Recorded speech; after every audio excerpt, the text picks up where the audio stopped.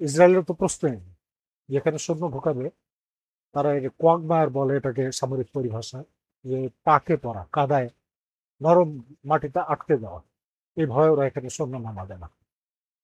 এবং কালকে রাতে ট্রাম্প যেটা বলেছেন সেটা হচ্ছে যে যুদ্ধটা হয়তো আরেকটু বিলম্বিত হবে।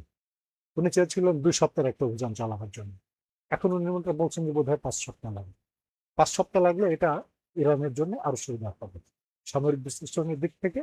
ইরানকে তার উপদেষ্টারা, পরামর্শকরা যেটা বলছে যে তুমি ঘন ঘন অস্ত্র ছড়ার তোমার দরকার, তুমি করো ওদেরকে ক্লান্ত করে তোলো, যেহেতু ওরা কয়েক হাজার মাইল পাড়ি দিয়ে তোমার এখানে এসেছে যুদ্ধ করার জন্য, ওদের অস্ত্র ফেরাবো।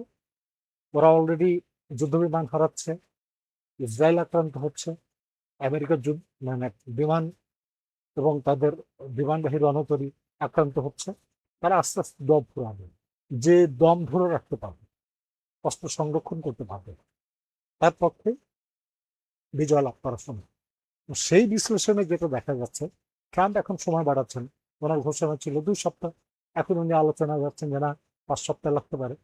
5 সপ্তাহ লাগলে 5 সপ্তাহের জন্য যে রসদ প্রয়োজন, খাদ্য খাবার না, শুধুমাত্র অস্ত্র, ক্ষেপণাস্ত্র যেগুলো প্রয়োজন, সে যেহেতু সৈন্য নিয়ে এখানে নামতে পারবে না, এই সাহস তার নাই বা এই সুযোগ তার নেই, তাহলে বাকিটা কি থাকলো? বিমান হামলা, ক্ষেপণাস্ত্র হামলা, ড্রোন হামলা, কতক্ষণ তার রসদ থাকবে? এটা হচ্ছে প্রশ্ন।